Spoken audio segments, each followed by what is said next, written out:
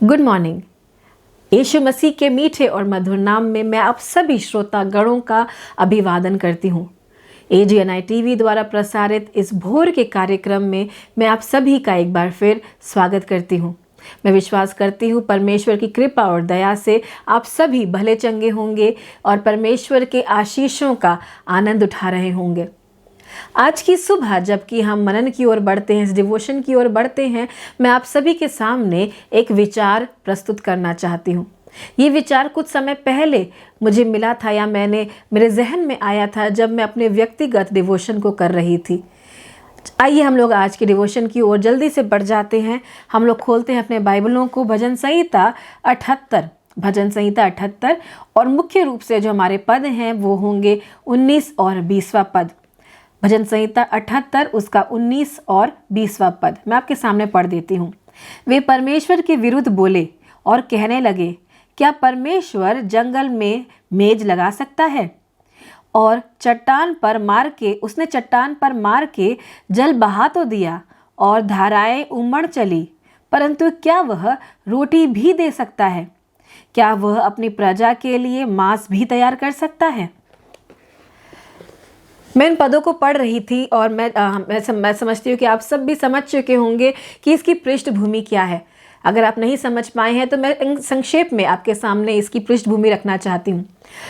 इब्रानी लोग, जो इज़राइल के लोग जब वो मिस्र में थे और वहाँ पर उनको बंधवा बना लिया गया था, यूसुफ के समय के बाद मिस्रियों ने उनको बंधवाई में रख लिया था लगभग 400 वर्षों के लिए। उस समय हम देखते हैं वे बहुत संघर्षों का सामना कर रहे थे और उस समय वो परमेश्वर के सम्मुख रो रहे थे और परमेश्वर ने अपनी प्रतिज्ञा को याद किया जो उसने अब्राहम से किया था और परमेश्वर ने मूसा को बुलाया इसलिए कि वह उन्हें उस मिस्र के बंधवाई से छुटकारा दिला सके। अब जब मूसा वहाँ पहुँचता है और उनको उस बंधवाई से छुटकारा दिला देता है, परमेश्वर कई आश्चर्य कर्म वहाँ पर करता है। वहाँ के देवताओं के ऊपर, उनके विरुद्ध में हम देखते हैं, फिरौन के विरुद्ध में जो स्वयं को देवता मानता है, उन सभी के विरुद्ध में परमेश्वर कई आश्चर्य कर्म को वहाँ पर करता है और उस राज्य को तहस नहस करते हुए इजरायलियों को वहाँ से बाहर निकाल करके लेके आता है।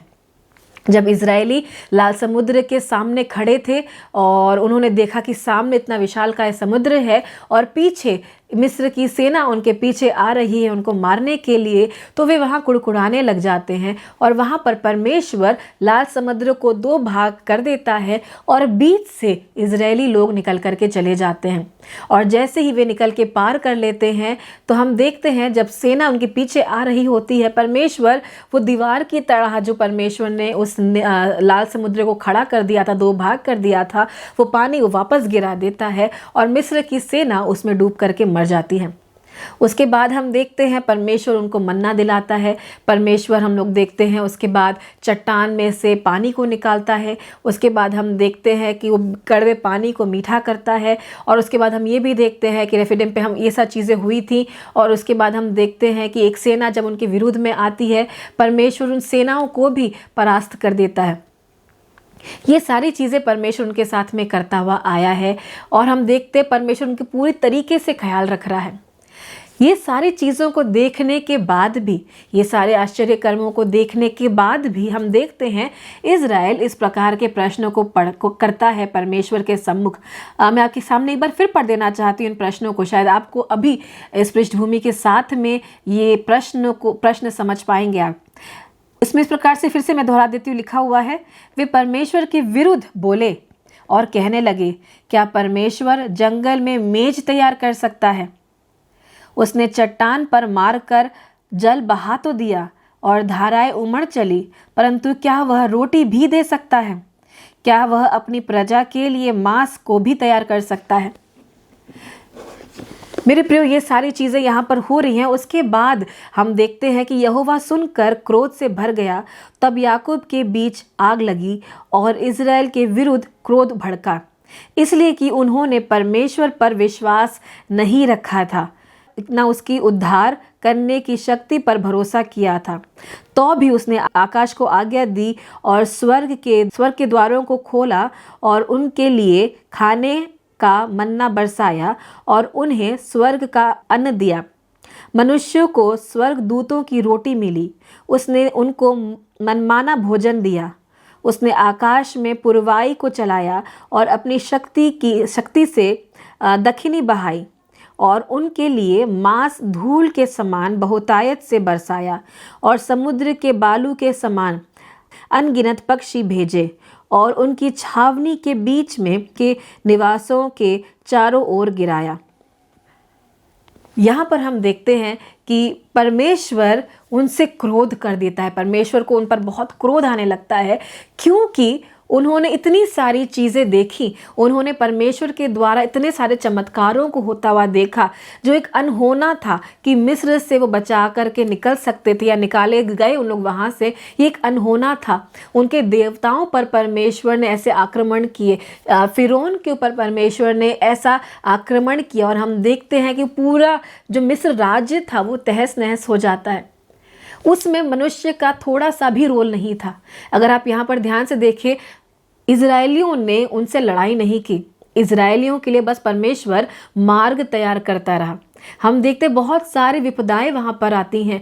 नील नदी जो होती है वह लहू में बदल जाती है। हम देखते हैं जो मेंढक होते हैं वो आ जाते हैं, लोकस्ट आ जाते हैं, मक्खियाँ आ जाती हैं, और अलग अलग रीति से परमेश्वर जो है वहाँ के लोगों को परेशान कर देता है, क्योंकि उसका जो राजा था, फिरौन था, उनके लोगों को जाने नहीं दे रहा था।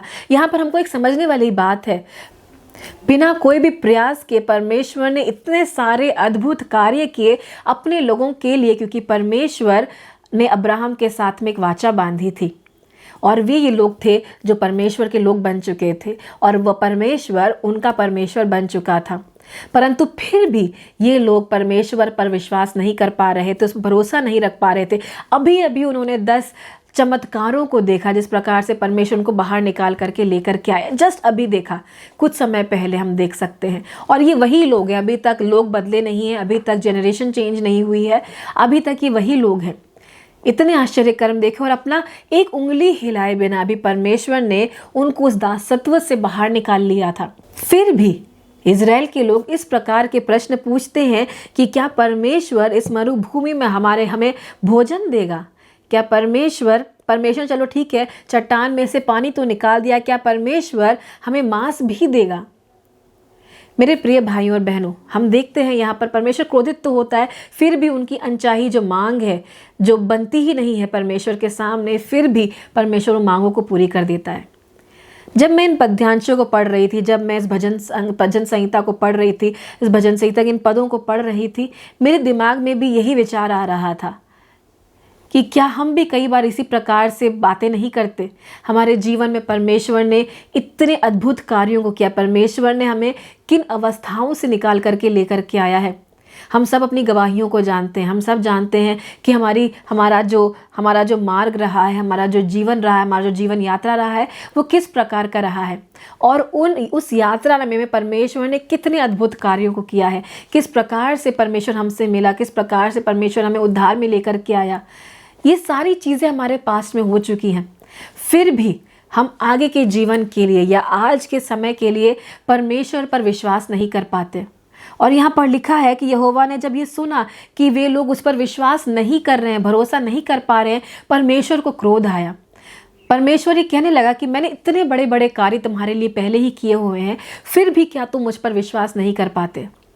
कई बार क्या होता है, हम परमेश्वर को एक बक्से में बंद कर देते हैं और हमें लगता है कि परमेश्वर शायद इसी प्रकार से कार्य कर सकता है, परमेश्वर शायद उसी प्रकार से कार्य कर सकता है, या फिर परमेश्वर चलो ये सारी चीज़ें तो कर ली, क्या ये जो एक बहुत बड़ी ज़रूरत मेरे सामने आकर खड़ी हो गई है, क्या परमेश्वर इस ज़रूरत को पूरा कर सकता है? क्या परमेश्वर जो मेरी इच्छा है वो इच्छा को परमेश्वर पूरी कर सकता है? इस प्रकार के प्रश्न हम कई बार परमेश्वर के सामने पूछ लेते हैं, और कई बार हम उसके उद्धार पर, उसका जो सामर्थ्य होता है उसके ऊपर हम संदेह कर देते हैं। मेरे प्रिय भाइयों और बहनों, हमारा परमेश्वर एक सामर्थी परमेश्वर है। हमारे जीवन में परमेश्वर कई कार्यों को करता हुआ आया है, कई आश्चर्य कर्मों को करता हुआ आया। जब अपनी ज़िंदगी को आप पलट करके देखिए आज की सुबह, क्या परमेश्वर ने आपके जीवन में आश्चर्य कर्मों को नहीं किया है? क्या आपके जीवन परमेश्वर ने ऐसे कार्य आज तक के नहीं किए हैं जो शायद अनहोने थे, शायद पॉसिबल ही नहीं थे, असंभव थे? क्या परमेश्वर ने आपके सामने, आपके जीवन में ऐसे कार्य नहीं किए हैं जहाँ पर आपको एक उंगली भी नहीं उठानी पड़ी हो, परमेश्वर ने वो काम कर दिया है? क्या परमेश्वर ने आपको एकदम से कई कठिन परिस्थितियों से बाहर नहीं निकाल दिया है? ये सारी चीज़ें परमेश्वर ने हमारे जीवन में की हैं। परमेश्वर ने कई बार ऐसे उपायों को किया है जिनको हम सोच भी नहीं सकते, कल्पना भी नहीं कर सकते। फिर भी कई बार ऐसा होता है कि अपने आगे के जीवन को हम उसके हाथों में रखने से डरते हैं, उसके हाथों में देने से संदेह करते हैं और हम प्रश्न पूछते हैं, क्या हमारा परमेश्वर हमारे इन ज़रूरतों को पूरा कर पाएगा? हम कई बार उस पर भरोसा नहीं कर पाते हैं। आज की सुबह मैं ज़्यादा आपके सामने नहीं बोलना चाहती, मैं बस एक ही प्रश्न आपके सामने रखना चाहती हूँ कि जब हम पलट कर अपने पुराने जीवन को देखते हैं तो क्या उसके आधार पर क्या हम आने वाले दिनों को परमेश्वर के हाथों में सुरक्षित नहीं पाते हैं? मैं समझती हूँ कि हम में से कई लोग कई कठिन परिस्थितियों से गुजर रहे होंगे, हम में से कई लोग हैं कई चुनौतियों का सामना कर रहे होंगे। मैं आज की सुबह आपको आश्वासन दिलाना चाहती हूँ, ये वही परमेश्वर है जिसने लाल समुद्र को 2 भाग कर दिया था। ये वही परमेश्वर है जिसने चट्टान पे मार करके उसमें से पानी निकाल दिया था। ये वही परमेश्वर है जिसने कड़वे पानी को मीठा कर दिया था। ये वही परमेश्वर है जिसने स्वर्ग से मन्ना बरसाया था जब उसके लोग मरुभूमि में भूखे प्यासे टहल रहे थे, यहाँ वहाँ घूम रहे थे। ये वही परमेश्वर है जिसने उनको मांस भी दिया। परमेश्वर ने उनके सारे डिमांड्स को पूरा किया क्योंकि ये लोग उसके लोग थे और परमेश्वर उनको अपने ही स्वरूप में ढालना चाहता था, उनके साथ एक वाचा बांधना चाहता था। मेरे प्रियो, आज भी वह परमेश्वर बदला नहीं है। ये परमेश्वर आज भी वही अब्राहम का परमेश्वर है। ये परमेश्वर आज भी वही याकूब का परमेश्वर है। ये परमेश्वर वही आज भी मूसा का परमेश्वर है। ये परमेश्वर आज भी इज़राइल का परमेश्वर है, जो पहले भी बड़े बड़े कार्यों को कर चुका है। आज भी वो सक्षम है, आज भी वो बदला नहीं है। आज भी वो आपके जीवन में उसी प्रकार से अद्भुत रीति से अद्भुत कार्यों को कर सकता है, आश्चर्य कर्मों को कर सकता है। बस वो एक ही चीज़ आपसे नहीं चाहता है कि आप उस पर संदेह करें। परमेश्वर नहीं चाहता कि आप उसके सामर्थ्य पर प्रश्न उठाएं। परमेश्वर नहीं चाहता कि आप प्रश्न करें कि क्या हमारा परमेश्वर हमारी इन ज़रूरतों को पूरा कर सकता है। मैं आपको आश्वासन देना चाहती हूँ मेरे प्रियो कि हमारा जो परमेश्वर है वो आपकी सभी आवश्यकताओं को पूरा कर सकता है। हमारा जो परमेश्वर इतना सामर्थी है कि वो आपके चुनौतियों में, हर चुनौतियों में वो आपके साथ चल सकता है और उस चुनौतियों को सामना करने में वो आपका साथ दे सकता है। सो मेरे प्रिय भाइयों और बहनों, मैं आपसे निवेदन करती हूँ आज की सुबह कि परमेश्वर पर संदेह ना करें, क्योंकि शायद यही एक वो चीज़ है जो परमेश्वर को बिल्कुल पसंद नहीं आती, जो उसके ऊपर एक प्रश्न खड़ा कर देता है। वो कहता है, क्या मैं तेरे लिए पर्याप्त नहीं हूँ? क्या मैं तेरे लिए सक्षम नहीं हूँ? आज की सुबह परमेश्वर बस एक ही चीज़ आपसे बोलना चाहता है कि मुझ पर संदेह ना कर। इतने वर्षों से मैं पूरी दुनिया संभालता हुआ आया हूँ, इतने वर्षों से मैं हर चीज़ का उपाय करता हुआ आया हूँ, इतने वर्षों से मैं अपने लोगों के लिए विश्वास योग्य ठहरा हूँ। परमेश्वर कहता है कि आप उस पर विश्वास करें। अपने आने वाले समय के लिए, आपके अभी वर्तमान के लिए, जिन संघर्षों से आप गुजर रहे हैं, जिन चुनौतियों का सामना आप कर रहे हैं, उन चुनौतियों में भी आप परमेश्वर पर विश्वास करें और परमेश्वर आपको उन चुनौतियों में भी, चुनौतियों से बाहर निकालेगा या उनका सामना करने में आपकी सहायता करेगा। आपके बड़े बड़े जो ज़रूरतें हैं परमेश्वर उनको ज़रूर पूरा करेगा, क्योंकि हमारा परमेश्वर एक सामर्थी परमेश्वर है। और एक चीज़ बहुत ही खास यहाँ पर मुझे नज़र आती है, वो ये है कि भले ही लोगों ने कुड़कुड़ाया, भले ही लोगों ने प्रश्न किया, फिर भी परमेश्वर ने उनकी मनमानी, इसमें इस प्रकार से लिखा है कि मनमानी जो मांग थी उसको भी पूरा किया। तो परमेश्वर ज़रूर हमसे क्रोधित हो जाता है जब हम उस पर संदेह करते हैं, पर वो उसका जो प्यार है वो उसको भी पूरा कर देता है। हम देखते हैं कि वो हमारी ज़रूरतों को पूरा कर देते, उनको टालता नहीं है क्योंकि हमने उन पर संदेह किया है। पर हम संदेह करते भी हैं तो भी यदि हमारी ज़रूरत है तो परमेश्वर उन मांगों को ज़रूर पूरा करता है। आइए अपने आँखों को बंद करते हैं और परमेश्वर के सामने अपने आप को अधीन कर देते हैं, नम्र कर देते हैं हम अपने आप को परमेश्वर के सामने। प्यारे परमेश्वर, हम अपने आप को आपके समक्ष लेकर के आते हैं परमेश्वर। परमेश्वर हम प्रार्थना करते हैं परमेश्वर, हम में से कई ऐसे हैं इस समय जो कई संघर्षों से गुजर रहे हैं और उनको समझ नहीं आ रहा है कि आगे क्या होने वाला है। उनके अंदर कई प्रकार के डर पाए जाते हैं और वो भरोसा नहीं कर पा रहे हैं परमेश्वर आपके चमत्कारों पर या आपके कार्यों पर परमेश्वर। हाँ, आपने बहुत बड़े बड़े कार्य किए हैं उनके जीवन में, फिर भी जब वो आगे के समय को देखते हैं परमेश्वर, वो संदेह करने लग जाते हैं। मैं प्रार्थना करती हूँ परमेश्वर कि आप हमारे विश्वास को बढ़ाएं परमेश्वर। मैं प्रार्थना करती हूँ कि आप हमारे विश्वास में चंगाई लेकर के आए परमेश्वर। प्रार्थना करती हूँ परमेश्वर कि हम आप पर विश्वास करने पाएँ, भरोसा रखने पाएँ परमेश्वर। प्रार्थना करती हूँ परमेश्वर कि आगे के जीवन को आपके हाथों में सुरक्षित देखने वाले बनने पाए परमेश्वर। प्रार्थना करती परमेश्वर कि जिस प्रकार से इज़राइल ने आपके ऊपर संदेह किया और प्रश्न किया परमेश्वर, हम उस प्रकार से ना करने पाए परमेश्वर, परंतु आप पर भरोसा कर कर आगे चलने पाए, क्योंकि आप ही हैं जिसने पूरी सृष्टि को बनाया है। पूरी सृष्टि को आप ही नियंत्रित करते हैं और हमारे छोटे छोटे जीवनों को भी आप ही नियंत्रित करते हैं। हमारे बोलने से पहले ही आपको पता है कि हमारी क्या ज़रूरतें हैं और आपने उपाय कर दिए हैं परमेश्वर। इसके लिए भी हम धन्यवाद करते हैं परमेश्वर। परंतु हम प्रार्थना करते हैं कि जब हम इंतज़ार के समय से गुजरते हैं, जब हम कठिन समय से गुजर रहे हैं इस समय परमेश्वर, प्रार्थना करते हैं कि हमारे विश्वास को मजबूत कर परमेश्वर, ताकि हम आपसे प्रश्न ना करने पाएँ परमेश्वर, परंतु हम आश्वासित होने पाएँ कि आप हमारे साथ हैं और हमारा जीवन आपके हाथ में बिल्कुल सुरक्षित है। धन्यवाद करते परमेश्वर आज के इस छोटे से विचार के लिए परमेश्वर, जो आपने हमें दिया है, जो हमें आश्वासित करता है कि आप एक विश्वास योग्य परमेश्वर हैं और कितना ही महत्वपूर्ण है कि हम आप पर विश्वास करें परमेश्वर, आप पर भरोसा करने पाएँ परमेश्वर। धन्यवाद यीशु, धन्यवाद यीशु। हम सभी को आपके हाथों में सौंपते हैं, सभी के जीवनों को आपके हाथों में सौंपते हैं। आप चलाएं परमेश्वर, आप नियंत्रित करें परमेश्वर।